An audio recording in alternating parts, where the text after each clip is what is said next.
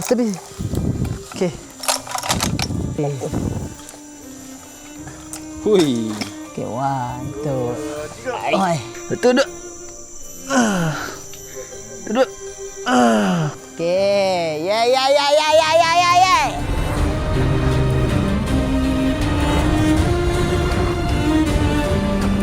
Yes, sir. Lepas sikit lagi. Rantai tu kau beli rantai steel ke rantai Steel. apa? Steel ke, Aiman? Ni steel. Steel, okey dah. Okey. Okey guys, so sekarang kita nak buat macam mana tau? Kita nak motor tu betul-betul atas kan? Jadi, kita kena buat apa? Kita ikat motor tu kat benda ni, dah angkat kan?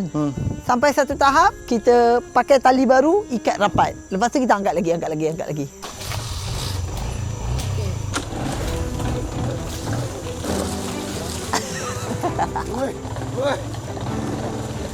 Guys, bawa pisau. Kalau orang dah ambil tu. Dekat kat kita terbalik motor. Dia nak macam ni. Macam ni? Ha, Tak ni ke? Minyak hitam tak turun? ya. Apa tak turun? Motor wheelie minyak hitam turun bawah. Dia ke belakang tak apa.